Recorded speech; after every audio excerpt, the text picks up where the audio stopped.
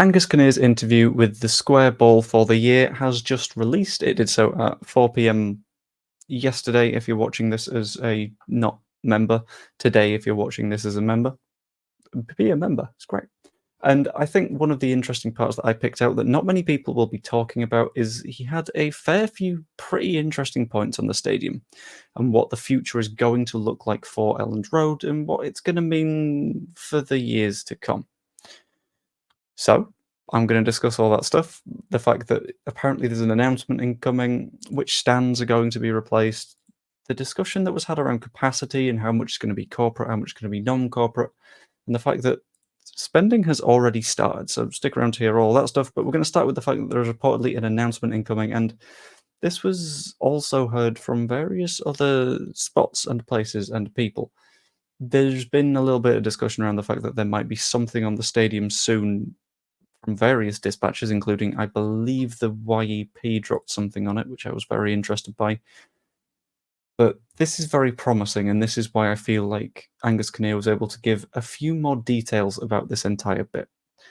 And that included discussing specifically which stands were going to have stuff done to them. So, first up, we all knew that this one was coming. I think it's currently got the wonderful little record of being the oldest stand in the country.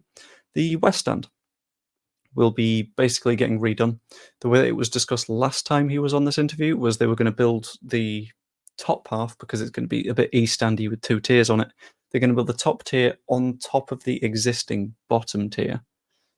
So whilst stuff is being built, they can still use a few seats and they've minimized the capacity loss.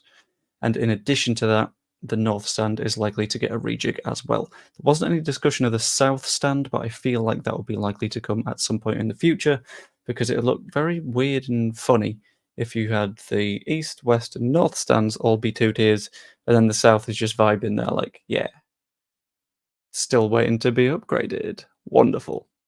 In addition to that, the level of capacity at Elland Road was a big point of discussion, and this led into discussion around stuff like season tickets and match day setups and fun stuff like that. So specifically, when discussing capacity, the number that was mentioned by Angus Kinnear was 53,000 seats, which is not too bad, which is a decent little bit of progress. And having a quick look, that would put it at slightly bigger than the Etihad, put it bigger than St James's Park, Stadium of Light, Villa Park, Stamford Bridge. Not a bad place in the slightest for a stadium to be, and I believe that there would also be further capacity to hit 60,000 because I think that was also mentioned.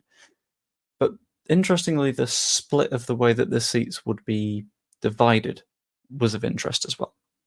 Because there was further conversation around corporate versus non-corporate seating, because the more non-corporate seating there is, the more people are able to get off that season ticket waiting list, which was also a core part of the discussion.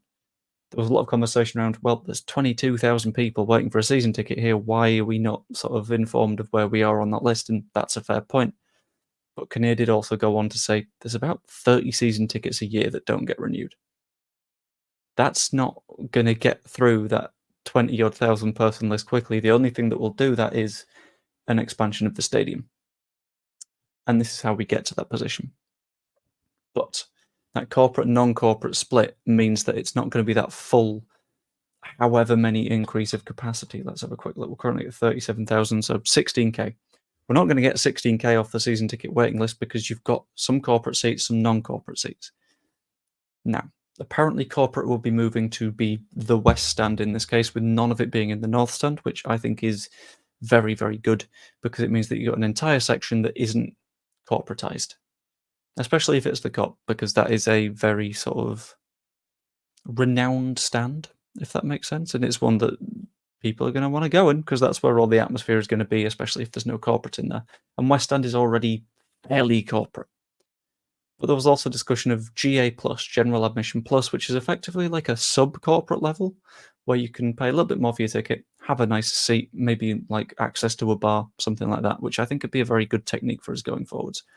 Good way of making a little bit of money for the club and not too much more of a cost for fans. And the reason that there's likely to be so much corporate addition to this is because financially, that's what's viable.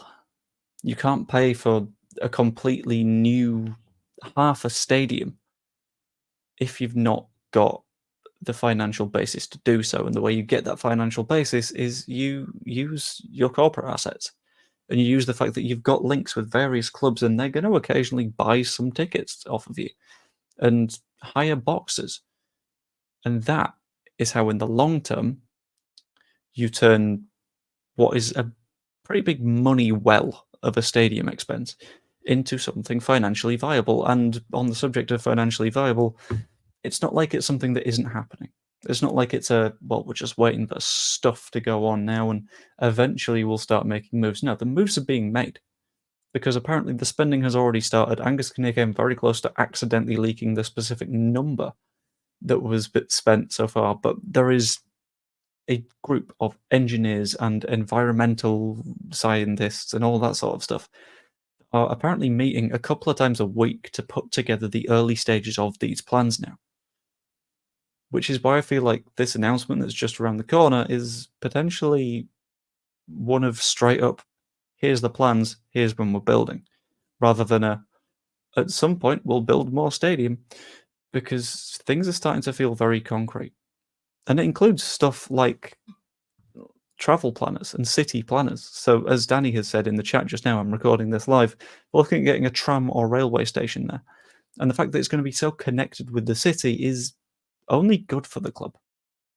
I do not see a drawback there, and that is spectacular. Very, very, very happy with that. But whilst I'm happy with that, kind of interested in seeing what you guys think. So I'm going to hop over to Questions Corner now. Ping your questions in the chat if you're here live, and if you're not here live, then you can be here live next time if you see that I've got something live going on the channel. And yeah, sometimes I record videos like this one. Sometimes we'll just have a little bit of a natter, have a little bit of my lark. But that isn't the case right now because I think the Kinnear stuff was really important. I think if you haven't seen it yet, you need to go and watch that interview with Angus Kinnear because it's about 90 minutes long, but it covers everything. It covers stuff like where Archie Gray's release clause came from, why it came about. It covers the stadium stuff. It covers the Red Bull stuff and the fact that Angus committed himself to resigning in the event that the Red Bull stuff turned into a stadium, not a stadium, into a club rename. That was a lot more commitment than I expected, and something that I think could be really, really important for us to sort of keep an eye on, because it shows that there's a lot of commitment to the club's identity as it is within this current board. But at the end of the day, that's just what I think. So if you've enjoyed the video, pop a like on it. Subscribe if you aren't yet. That's always really appreciated, especially when it's still sort of international break time.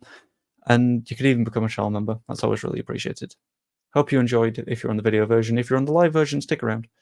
And I will see you later. Ta-ra. And now back to the lovely, lovely lines. Bloody words.